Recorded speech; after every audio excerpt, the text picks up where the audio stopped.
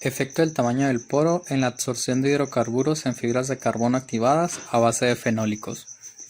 C. L. Mangun, M. A. Daly, R. D. Bratz y J. Economy. Departamento de Ciencia e Ingeniería de Materiales, Urbana, Illinois, Estados Unidos. Departamento de Ingeniería Química, Urbana, Illinois, Estados Unidos. Recibido el 12 de junio de 1997 y aceptado en forma revisada el 28 de julio de 1997. Universidad de Sonora, División de Ingeniería, Ingeniería Química. Operaciones Unitarias 2. Presentación de artículo 7. Efecto del tamaño del poro en la absorción de hidrocarburos en fibras de carbono activadas a base de fenólicos. Villanueva Reyes Enrique. Hermosillo, Sonora, a 5 de mayo de 2020. Introducción. La creciente preocupación por la contaminación del medio ambiente, tanto en el agua como el aire, ha llevado a la industria a desarrollar métodos más responsables y efectivos contra estos contaminantes. La absorción de estos contaminantes es un absorbente y posteriormente lo que viene siendo la desorción ha sido una ruta principal para purificar las corrientes de agua y de aire contaminadas. En esta industria los carbonos activados siempre han sido los más dominantes. Sin embargo, existe también la preocupación de que hay diversos estudios en los cuales, se carecen de estudios donde se establezcan y caractericen las estructuras, como puede ser, la estructura de este tipo de absorbentes. Características como el volumen, la porosidad, el tamaño, la concentración de adsorbato y punto de ebullición.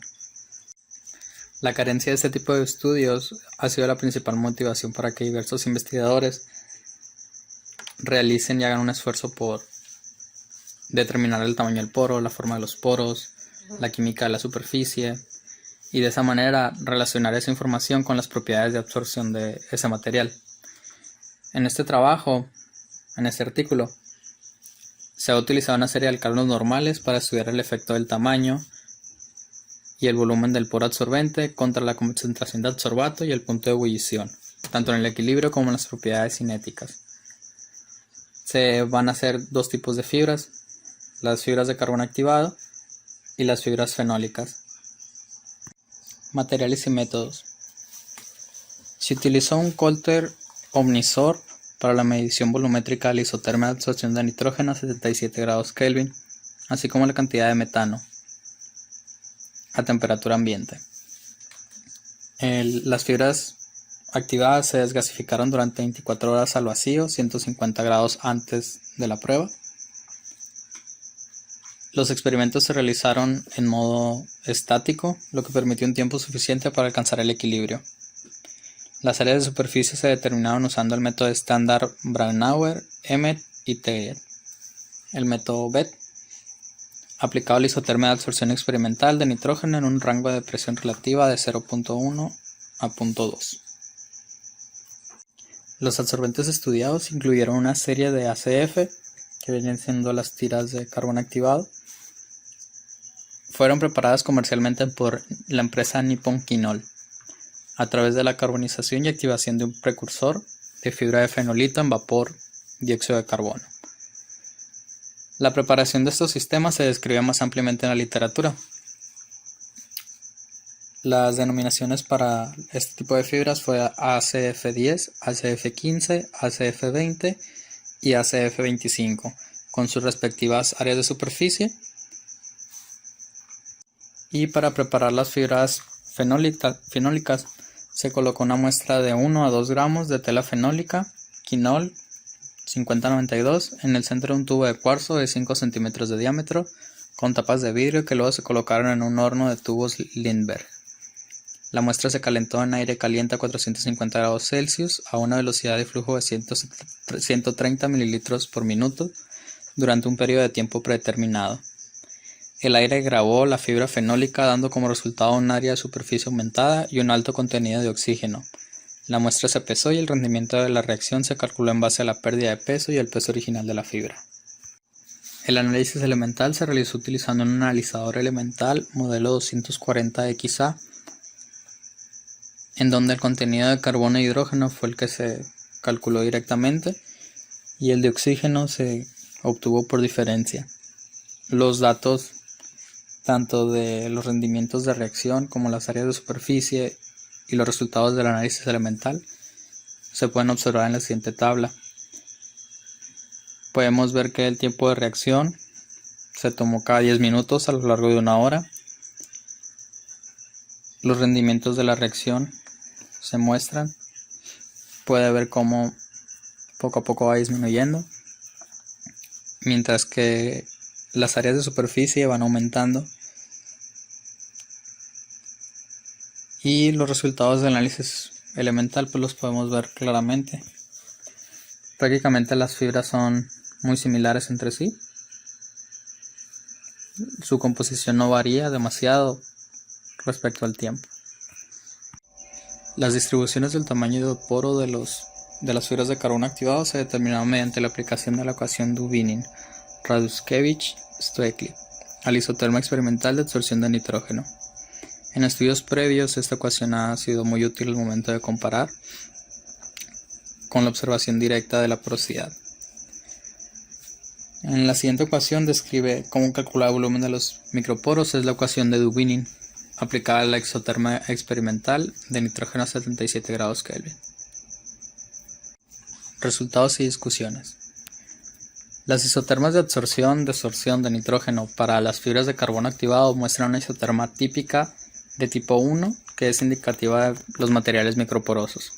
Podemos observar la figura 1, la cual es la absorción y desorción del nitrógeno en el isoterma, ¿no? 77 grados Kelvin para la fibra de carbono número 15, donde podemos ver la presión relativa, que vendría siendo la presión entre la presión inicial y el volumen absorbido.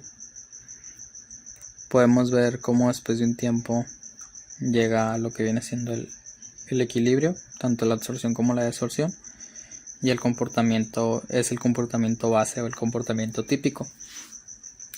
A comparación con las fibras fenólicas, podemos ver claramente un desvío en lo que viene siendo la absorción respecto al otro tipo de fibras de carbono activados. Se demostró que el tamaño de los poros para las fibras fenólicas aumenta con el aumento de la superficie.